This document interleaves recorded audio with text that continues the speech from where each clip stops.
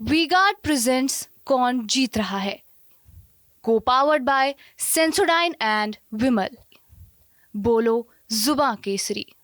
इसके अलावा चुनाव परिणाम आए उत्तर प्रदेश से इस बार भारतीय जनता पार्टी को वो सफलता नहीं प्राप्त हो पाई जो 14 और 19 में रहा, और जो काटा था वो 33 पे आके रुक गया। क्या लगता है, क्या वजह रही है? आपने भी चुनाव कंटेस्ट किया था लेकिन बहुत सफलता नहीं प्राप्त हो पाई। देखिए, हमारे यहाँ बेसिकली रायबरेली की बात करें तो पिछले बार हमको 3,67,000 वोट सोनिया गांधी के मुकाबले भारतीय जनता पार्टी को प्राप्त हुए थे, जिसमें हम इस बार 67 लाख खोए हैं और 3 लाख वोट हमको प्राप्त हुए हैं। तो 67,000 खोने के कारण मैं कह सकता हूं कि वातावरण में कुछ नकारात्मकता फैलाई गई विपक्ष के द्वारा, जिसके कारण रायबरेली में भी हानि हुई। वैसे राहुल गांधी जी हमारे सांसद बने हैं, मैं उनको बधाई देता हूं, लेकिन राहुल गांधी जी अपनी बदौलत, अपनी योग्यता के कारण अथवा कांग्रेस के मतों के कारण रायबरेली के सांसद नहीं बने हैं। 2022 में समाजवादी पार्टी को 5 विधानसभा रायबरेली की, उनमें 3,99,000 वोट मिला था। अगर वो समाजवादी पार्टी का वोट राहुल गांधी के कुल स्कोर से निकाल दिया जाए तो राहुल गांधी हमसे हारे हुए हैं। तो मैं नहीं कह सकता हूं कि कहीं पार्टी ने कोई बहुत जनाधार खोया है, लेकिन संयुक्त प्रत्याशी थे, कई दलों का वोट इकट्ठा होकर के और कुछ नकारात्मकता फैलाने में जो विपक्ष सफल रहा, जिसके कारण बहुत सीटें प्रभावित हुई। तो मैं समझ सकता हूं कि उस नकारात्मकता का असर रायबरेली में भी रहा है। और हम उत्तर प्रदेश में भी सरकार में हैं, दिल्ली में भी देश के यशस्वी प्रधानमंत्री जी के नेतृत्व में तीसरी बार सरकार बन रही है। जो भी भ्रम जनता के बीच में फैलाया गया होगा, उसको हम सब लोग, सरकार और पार्टी के लोग मिलकर के दूर कर लेंगे। सर, कल आपने रायबरेली में प्रेस कॉन्फ्रेंस करी थी, उसमें तमाम मुद्दों पे आपने बात करी। एक उसमें ये भी बताया कि जो पब्लिक ग्रीवियंस एड्रेसल सिस्टम है उसमें आप कैसे तब्दीली आ जाएगी, क्योंकि जब तक आप थे, आप वहाँ पे सांसद थे तो जनता आती थी, जनता की तमाम समस्याएं होती थी। उस पर आपने कहा कि अब क्या हो, जनता का होगा। नहीं, मैं जनता की सेवाओं से विमुख कतई नहीं हूँ। मैंने केवल शनिवार रविवार को, चूंकि सरकार में मंत्री हूँ, पार्टी का कार्यकर्ता हूँ, पार्टी और सरकार के दायित्वों के निर्वहन के बाद हमको शनिवार रविवार ही मिलता था।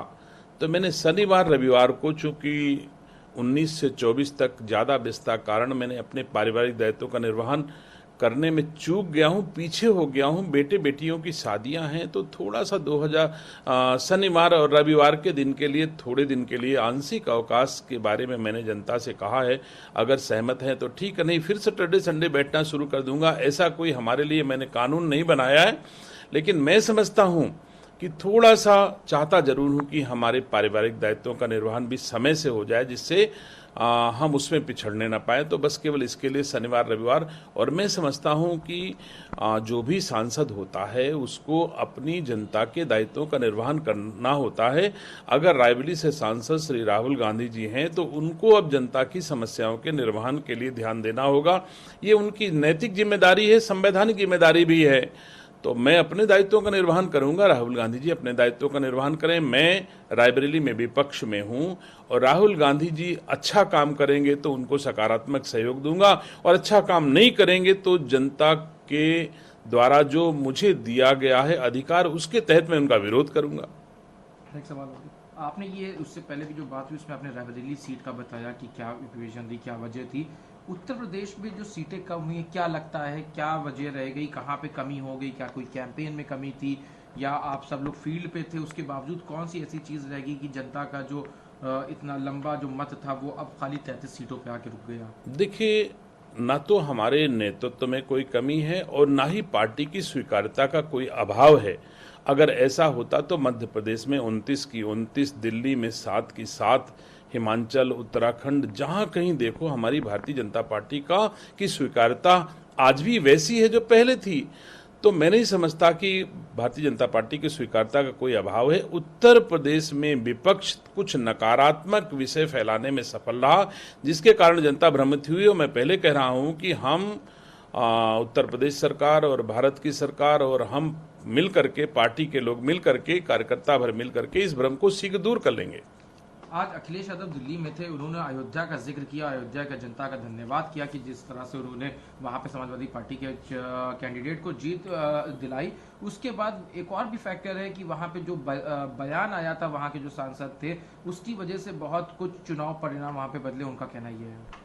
देखिए, चुनाव परिणाम प्रभावित हुए हैं कोई एक विषय के कारण नहीं, बहुत सारे विषय होंगे और उन विषयों की हम लोग समीक्षा करेंगे। जो विषय जिस स्तर का होगा हम लोग उसका सुधारने का प्रयास शीघ्र करेंगे। वी-गार्ड प्रेजेंट्स कौन जीत रहा है, को पावर्ड बाय सेंसोडाइन एंड विमल। बोलो जुबां केसरी।